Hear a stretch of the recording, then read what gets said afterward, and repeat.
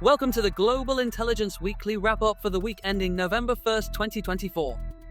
Today, we're covering some of the critical open-source intelligence stories shaping the global security landscape.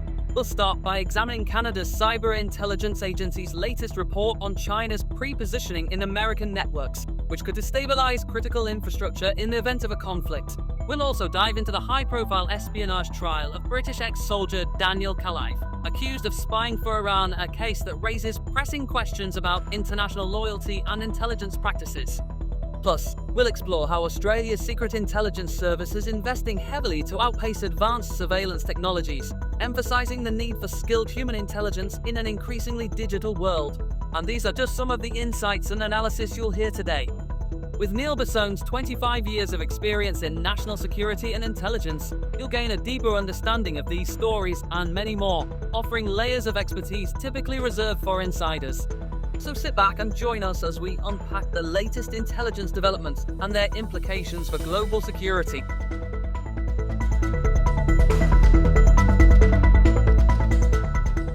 Welcome back to the Global Intelligence Weekly Wrap-Up. I'm your host, Neil Bisson.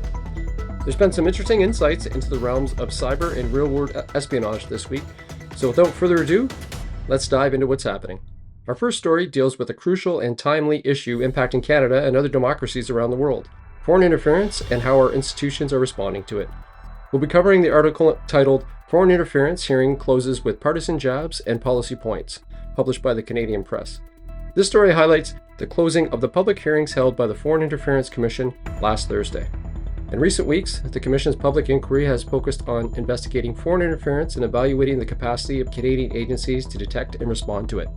Representatives from public parties, diaspora groups, and human rights organizations presented closing submissions, urging the government to improve its response through better regulation, education, and public transparency. From an intelligence perspective, the article underscores the complex nature of foreign interference, where adversarial nations can exploit loopholes and leverage misinformation to sway public opinion and disrupt democratic institutions. This is a challenge intelligence agencies worldwide are grappling with, as interference tactics continue to evolve. The current situation echoes past instances where interference campaigns targeted specific communities to prevent civic engagement or manipulate public sentiment. This is seen globally, with countries like the United States, Australia, and United Kingdom all witnessing similar foreign meddling attempts. The inquiry also raised an emerging concern: how foreign influence is increasingly embedded within domestic media through ownership stakes and influence over content. The inquiry brought forward voices from notable experts. Neil Bisson, representing the Chinese-Canadian Concern Group, shared that Canadians of Chinese descent face threats and harassment both here and abroad, aiming to silence their political views. Sarah Teach from the Human Rights Coalition called for a clear-eyed, victim-centered strategy against these types of interference, advocating for sanctions and resettling victims facing risks. Adding to these perspectives, Aaron Shull of the Center for International Governance Innovation highlighted filter transparency, a phenomena where selected leaks and partisan uses of intelligence undermine public trust and benefit hostile state actors. He emphasized the need for real transparencies with appropriate safeguards, a challenging but essential aspect of effective public engagement on national security matters. As Canada's public inquiry on foreign interference concludes, it's clear that national security remains a delicate balance between maintaining transparency and protecting intelligence integrity.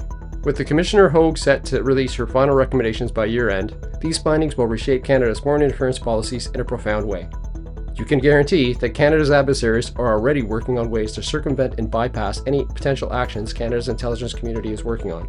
The sooner we start to implement needed change to detect, dissuade, and deter foreign interference from state and non-state adversaries and threats, the stronger Canada's democratic system and the faith that Canadians have in that system will be.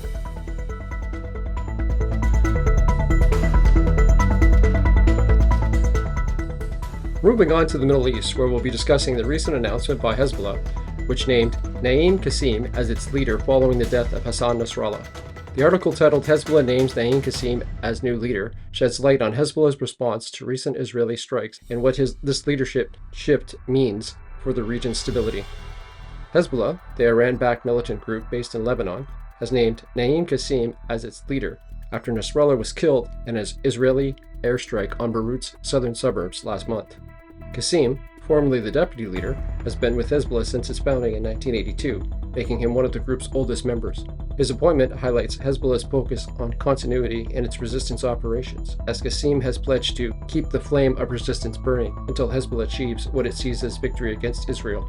First, Hezbollah's leadership is now signaling a recovery despite the loss of two top figures, Nasrallah and Hasham Safieddine, who were both killed in targeted strikes. Secondly, Qassim's leadership could impact the organization's strategies, especially since Hezbollah has now openly supported Hamas' ongoing conflict with Israel. This indicates a regional alignment that strengthens the cooperation between Iran-aligned groups against Israeli interests. To understand this shift, it's useful to look at Hezbollah's historical and ideological roots. Founded in 1982 in response to Israel's actions in Lebanon, Hezbollah quickly grew with Iranian support into one of the most influential militant groups in the Middle East. Under Nasrallah's leadership, since the early 1990s, the group expanded its political power within Lebanon and its military capabilities, becoming a key player in the Syrian civil war. Today, the group operates as a significant proxy for Iran, committed to fighting Israel and countering Western influence in the region. The recent leadership change comes amid escalating violence. The Israel-Hezbollah war that erupted months ago has already seen significant casualties, with more than 1,700 deaths reported in Lebanon and dozens of Israeli military casualties. The conflict has created an atmosphere of heightened tensions and instability, drawing in regional actors on both sides of the conflict. Following Qassim's appointment, Hezbollah's Palestinian ally, Hamas, publicly praised the decision. A Hamas statement indicated the election is seen as a recovery for Hezbollah, which has seen its leadership targeted. Qassim has since made several public addresses signaling his intention to continue Nasrallah's policies, but with a more formal tone. His recent calls for a ceasefire have shown that while he may lack Nasrallah's charisma, he is working within political framework to establish Lebanon's parliament to seek a resolution. From my perspective, Qassim's appointment reflects Hezbollah's desire for stability during turbulent times. Yet, his approach may lack the same strong rhetoric influence Nasrallah wielded, potentially leading to strategic shifts as he adjusts to his new role. In summary, Hezbollah's appointment of Naim Qassim as its leader underscores the group's commitment to maintaining its influence in Lebanon and the broader Middle East, even in the face of significant leadership losses. As we move forward, Qassim's impact on Hezbollah's policies and alliances will be worth watching, especially as the region conflict escalates.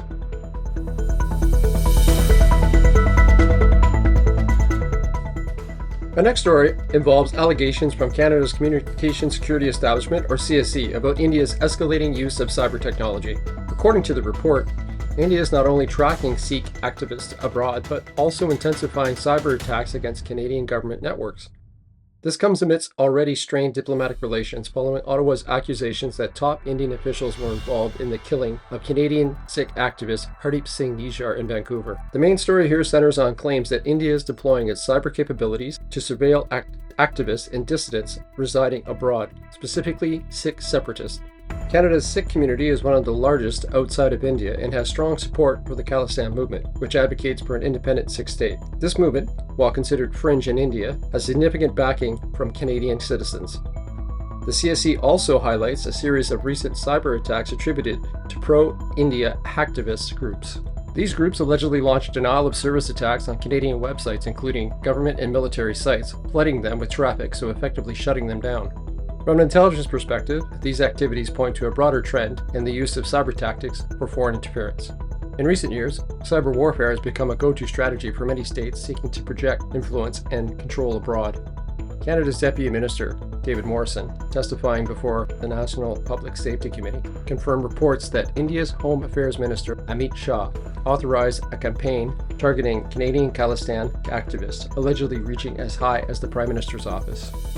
This disclosure has serious implications for both countries' intelligence communities, especially as it mirrors similar tensions with other nations where cyber tactics are being used as modern tools of geopolitical influence. Caroline Xavier, the CSE chief, provided a clear warning that India is emerging as a cyber threat actor. The intelligence community in Canada has been alert to these threats for some time, but this recent escalation represents a significant shift in India's approach. From my own professional experience in intelligence and national security, I can say that such sophisticated state-sponsored cyber campaigns are becoming increasingly common. They offer countries an effective means to control narratives, intimidate dissidents, and even execute covert operation without the need for a physical presence. For Canada, this raises some serious concerns. And now we must protect ourselves not only from physical threats, but also from the advanced wave of cyber attacks. This highlights the complex and often hidden world of cyber espionage and foreign interference. As Canada works to protect its citizens and maintain national security, the need for a resilient cyber defense has never been clearer. We can anticipate more diplomatic friction and retaliatory measures potentially affecting trade, security, and foreign relations.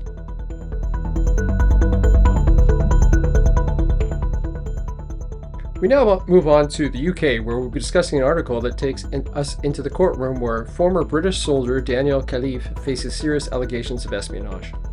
The case centers around claims that Khalif spied for Iran and made attempts to escape authorities. With first-hand statements from Khalif and a closer look at the alleged motives and methods, this story brings us new insights into the modern espionage challenge. The case of Daniel Khalif has captured international attention. As he took the stand, Khalif described himself as a patriot who reached out to Iranian intelligence with what he claimed was a fake level of information, allegedly to expose Iranian operatives working in the UK. According to Khalif, he approached Iranian agents through social media, making a connection that led to a secret dead drop exchange of £15,000 in a London park. While Khalif maintains that he was working to deceive Iran, prosecutors allege he was actively gathering sensitive information and posed a significant threat. Khalif's testimony raises essential questions about loyalty, personal motives, and intelligence operations. From an intelligence standpoint, cases like this underscore the complex web of motivations and backgrounds that can complicate identifying threats, especially when personal grievances or financial incentives intersect with espionage. Khalif's background, his mixed British and Middle East heritage, a history in the British Army, and frustration with restrictions based on his ethnicity paint a picture of someone who may have felt both loyal and alienated at the same time. His choice to approach Iran's New Horizon organization, an entity sanctioned by the United States, reflects a concerning alignment with hostile foreign powers, even if only to expose them, as Khalif claims. We've seen cases before where individuals have expressed similar sentiments surrounding disillusionment or desire to demonstrate capability in the intelligence realm. He asserts his actions were not espionage, but rather an attempt to expose threats against the UK. In reality, these claims, which are conveniently difficult to verify, pose a critical question. Could his supposed deception plan be a convenient cover for actual espionage?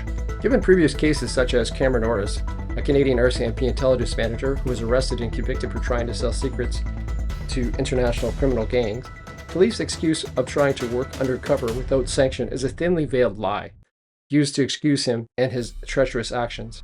The case against Daniel Khalif reflects the blurred lines that can exist between patriotism and espionage, as well as the potential danger posed when individuals decide to operate independently in intelligence. Whether or not Khalif's motivations were as pure as he claims, the allegations have raised significant concerns for British and international intelligence services. As the trial unfolds, it may have set a precedent for how cases with self-initiated espionage have been handled. Looking ahead, we might see increased scrutiny of social media contacts and self-styled intelligence operations, as well as a re-examination of recruitment policies within the military and intelligence services.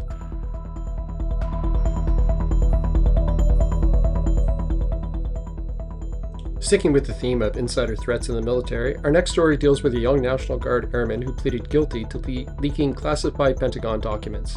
The story, titled "Prosecutors Push for 17 Years Sentence for Pentagon Leaker Jack Teixeira," outlines the unprecedented security breach and its implications for U.S. national security. Teixeira reportedly shared hundreds of classified files, including sensitive information on troop movements in Ukraine and intelligence on the Israeli Mossad. Prosecutors argue this is one of the most significant violations of the Espionage Act in U.S. history. With the top-secret clearance, Teixeira's role in cyber defense operations meant he was entrusted with information critical to the U.S. and Allied security.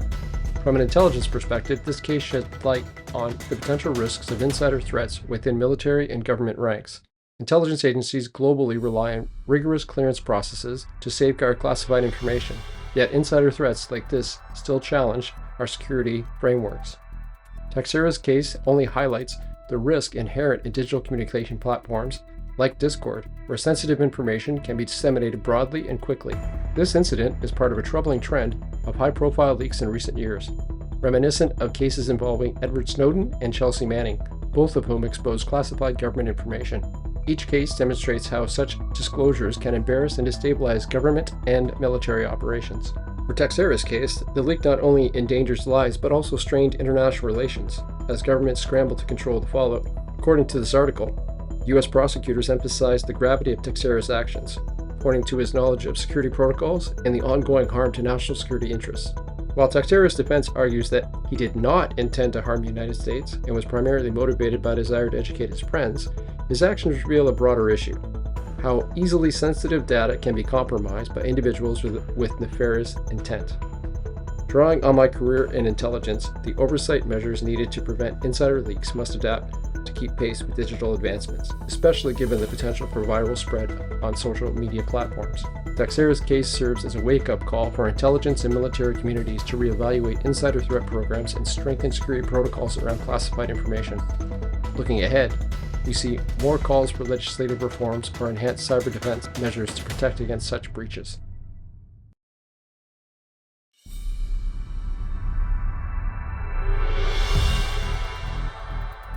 In our next story, we're examining a new report from Canada's Cyber Intelligence Agency, the Communications Security Establishment, or CSE, which revealed that Chinese state-backed hackers are pre-positioning within U.S. critical infrastructure networks. The article, titled China's Pre-Posting in U.S. Networks for a Potential Conflict, explains how these cyber activities could prepare China for a conflict scenario with the U.S. and impact Canada due to the interconnected nature of North American infrastructure. The CSE's report suggests that the People's Republic of China, or the PRC, is integrating cyber operations into its military planning, aiming to weaken the U.S. military's response and sow societal panic in case of a conflict. The report also warns that Canada is at risk, given its integrated systems with the U.S. sectors like transportation, energy, and telecommunications. Beijing's apparent strategy, known as pre-positioning, involves securing access to these networks in advance so they can be disrupted or controlled if the need arises. This is a concerning development from an intelligence standpoint, highlighting the critical role of cybersecurity and national security and revealing an escalating risk to North American infrastructure stability.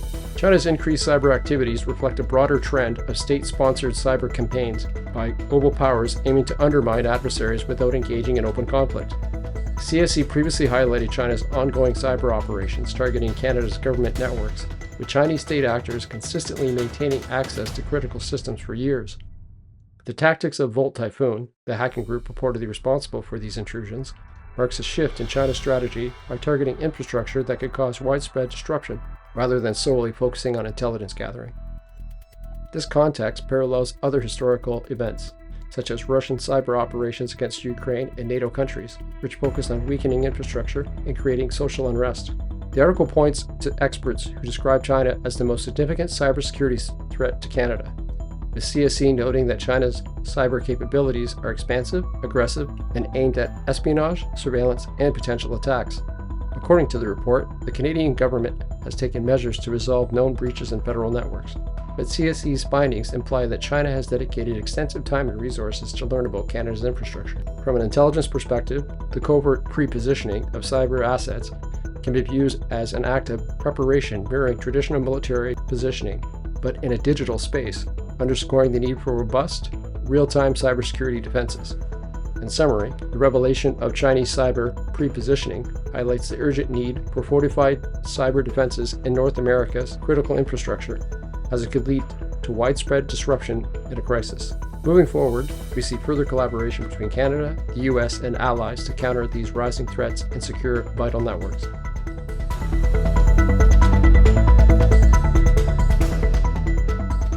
Staying with national security issues in Canada, our next story discusses the latest developments in Canada's political landscape, where Prime Minister Justin Trudeau has instructed intelligence services to share foreign interference details with opposition leader Pierre Poilievre. The article, titled Trudeau Says He Asked Spy Agency to Share Information with Poilievre, covers the ongoing debate over foreign interference and Poilievre's decisions to forego a security clearance. During question period, Trudeau urged Canada's security services to find a way to brief Poilievre on foreign interference allegations, potentially even revealing specific names. Trudeau's decision comes in response to his recent testimony to an inquiry into foreign interference, where he acknowledged intelligence reports suggesting potential foreign influence on certain Conservative Party members. However, Poilievre has resisted obtaining a security clearance, which would allow him to access classified information but restrict public disclosure. Trudeau's approach raises questions about transparency in Canada's intelligence process and the politicization of security. Poilievre has argued that a security clearance would prevent him from openly discussing intelligence with the public, positioning the situation as a struggle between transparency and confidentiality. The tensions over foreign interference follow allegations that members of various Canadian political parties may be vulnerable to or engaged in foreign influence. Intelligence officials, including the Canadian Security Intelligence Service Director Dan Rogers, has noted that it's crucial for party leaders to understand foreign interference threats in detail to protect their members effectively.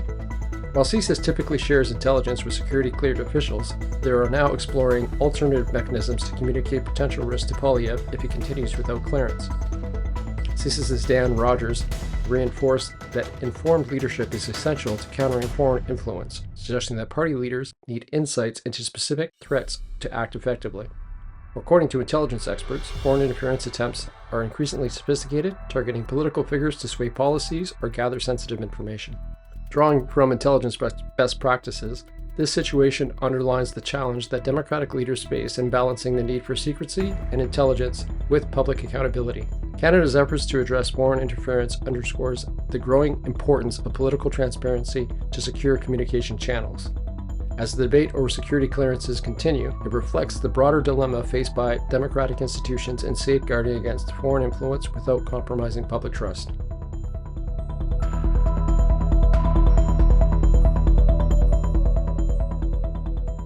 For our last story this week, we'll be covering a rare insight into Australia's Foreign Intelligence Agency, the Australian Security Intelligence Service, or ASIS.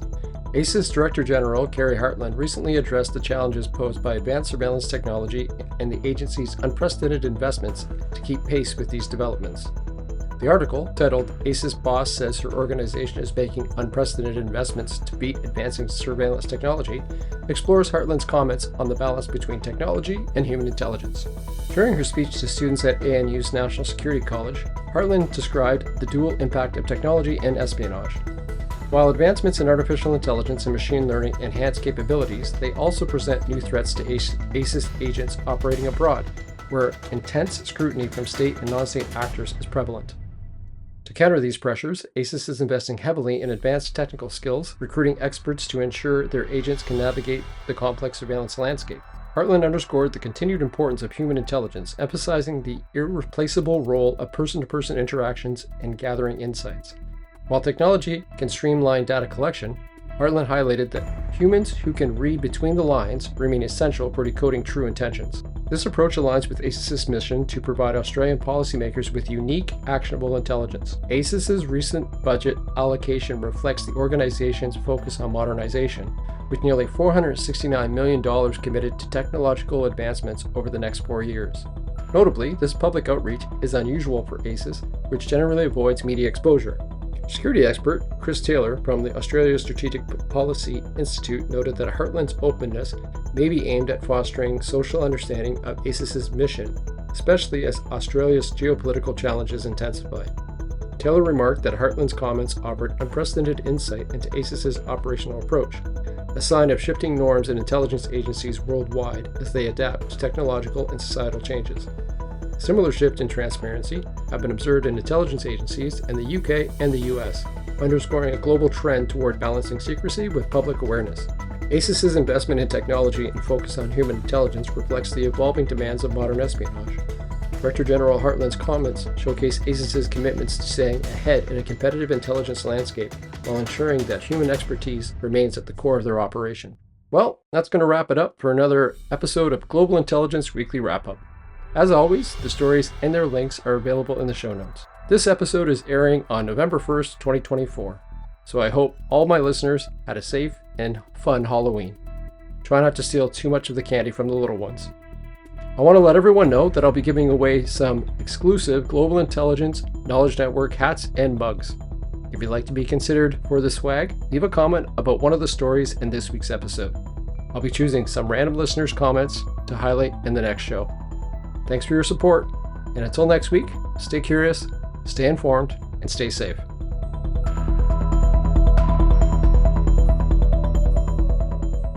Thank you for tuning in to this week's Global Intelligence Weekly Wrap-Up. Every episode is crafted with extensive research and analysis to keep you up to date on the fast-changing world of intelligence, espionage, foreign interference, and terrorism. It's a deep commitment to making sure you're informed, aware, and prepared for the complexities of global security. If you found today's insights valuable, please take a moment to leave a comment, hit the like button, and share this podcast with others in your network. It's your engagement that helps us reach more listeners and continue delivering these high-level analyses every week. As always, Neil encourages you to stay curious, stay informed, and stay safe. If you're eager for even more expert insights, be sure to visit our website, the Global Intelligence Knowledge Network. This is your resource for everything from in-depth articles and blogs to intelligence terminology and profiles of international organizations. We'll be back next week with more in-depth analysis you won't want to miss. Thank you for being part of our intelligence network.